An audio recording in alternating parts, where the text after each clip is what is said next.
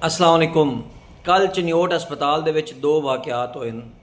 एक वाक़या ये होया है कि खातून सी जिहदा नां सी रुबीन बीबी, उनदा इंतकाल हो गया। ते दूआ वाक़या होया जिहड़ी उन पुछण वास्ते उनदी भैन आई होई सी ते उनदा बहनवइया आया होया सी। उहदे नाल उन्हां दी एक 8 दिन दी बच्ची आई दुआ फातिमा। ਉਹਨੂੰ इस दौरान जिवें उनकी डैथ हुई तो आओ बकार शुरू हो गई, वहन शुरू हो गए, उन्होंने किसी ने अगवा कर लिया। 8 दिन की बच्ची रात 11 बजे तक इतने हस्पताल के अंदर शोर शराबा रहा। पुलिस ने FIR दी। SHO कलीमुल्ला खरल जो थाना सिटी तो मौके पर पहुंचा, उसने हस्पताल अंदर CCTV वीडियो कढवाई। CCTV वीडियो के खातून नज़र आई जी बच्ची लैके जा रही है। हस्पताल की साबका 3 दिन की फुटेज चैक की गई तो 3 दिन तो मुसलसल खातून हस्पताल के बुरखे दे आती है, फिरती रहती है और चली जाती है। कल उन मौका मिलया, उसने दुआ फातिमा 8 दिन की बच्ची जी है वो लैके फरार हो गई। कलीमुल्ला खरल ने इस तो बाद अगर अपनी तफ्तीश का अमल शुरू किया।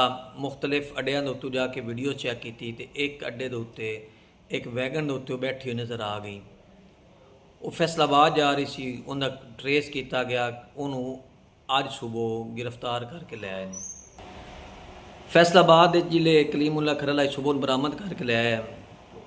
इब्तदाई तफ्तीश के सामने आया कि उसने एक तो अगवा किया। अगवा करने तो बाद जी फौजिया नाम की खातून सी, अगवा करने तो बाद वो इतों रक्शे बिठा के शहर मुख्तलिफ जगह पर घूमती रही। उस तो बाद दोबारा उसनों अड्डे तो बह के फैसलाबाद गई। फैसलाबादों 2 रक्शे तब्दील किए। उस तो बाद वो अलाइड हस्पताल पहुंची। उत्थे उसने बच्ची किसी ने फरोख्त करनी आई।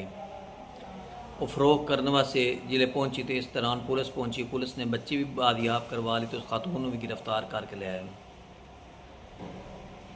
एक बहुत अच्छा थाना सिटी का काम है, लेकिन दूसरे पासे अफसोसनाक अमर है कि बच्ची जिन्होंने सेल कर रही सी उन्होंने लोगों को औलाद कोई नहीं सी। मेरी इस वीडियो जरिए अपील है कि किसी की माँ का तुसी जिगर कट्टन की बच्चा खरीदन तो पहले सोच लो कि किसी तुसी NGOs को जाके ले लो, एदी को जाके ले लो, किसी होर ऐसे इदारे चो जाके ले लो जिथे बच्चे पैन यतीम खाने चो जाके ले लो। लेकिन ऐसे लोगों को मुल ना लवो जिहड़ा किसी का अगवा करके बच्चा लैके आते हैं। पुलिस को एप्रीशिएट करते हैं कि पुलिस ने एक अपना बच्ची बादियाब करवाई है, लेकिन दूए पासे साड़ी वास्ते लम्हा फिक्रिया भी है।